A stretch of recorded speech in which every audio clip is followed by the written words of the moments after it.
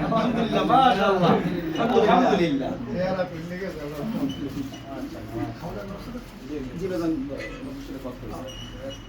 ঠিক আছে ভাই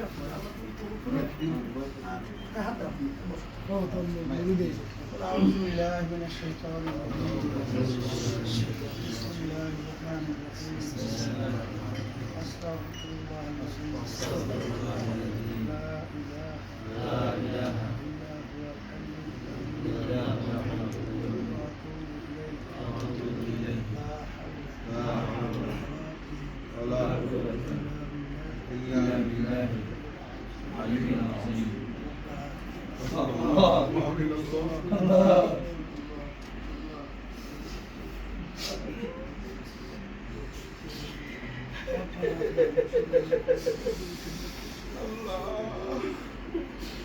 الله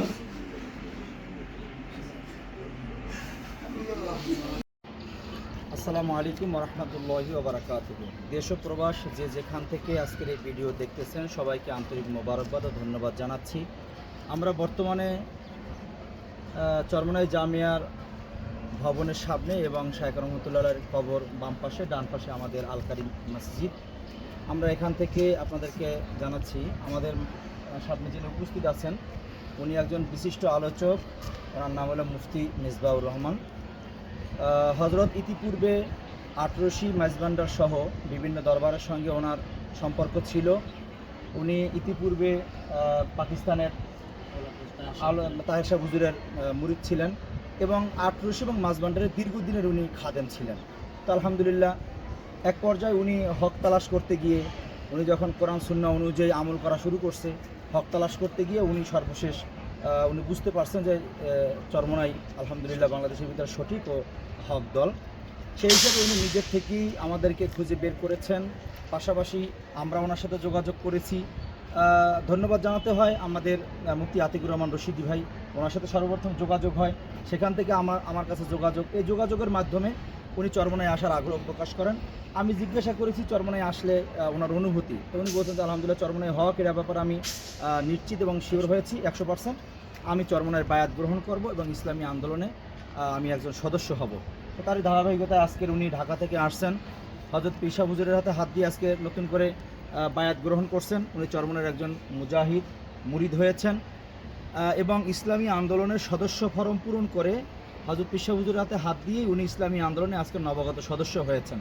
তো আলহামদুলিল্লাহ এই ব্যাপারে আমি হযরতের অনুভূতি শুনবো।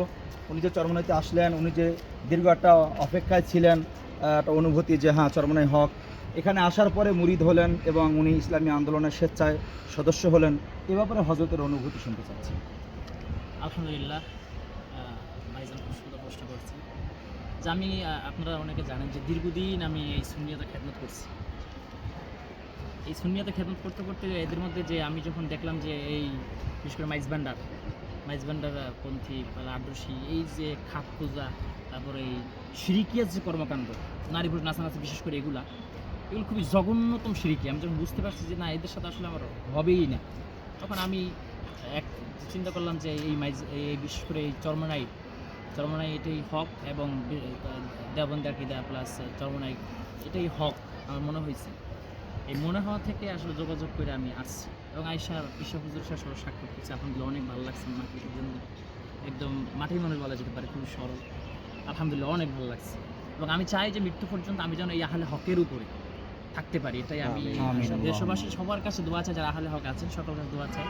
আর আমার অতীতে কর্মকাণ্ডের দ্বারা, বয়ানের দ্বারা আহলে হক ওলামা ইকরামদের বিরুদ্ধে অনেক আচরণ করেছি, অনেক বড় বড় আলেম নিয়ে, বিশেষ করে চরমনাই পীর সাহেবকে নিয়ে আমি অনেক মন্তব্য করছি, এটা ইউটিউবে এখনও আছে, অনেক খারাপ আমি উল্টাপাল্টা মন্তব্য করছি। এই জন্য আমি দেশবাসীর কাছে প্রথম আল্লাহর কাছে ক্ষমা চাই, তারপর আমি দেশবাসীর কাছে ক্ষমা চাই যারা আমার বয়াতে কষ্ট পেয়েছেন। তা আপনার সঙ্গে আমার জন্য দোয়া করবেন, আমি যেন এই ভণ্ডদের থেকে আলাদা হয়ে আমি যেন এই চরমনাই তরিকার মতন আমি যেন এই হক পথে থাকতে পারি।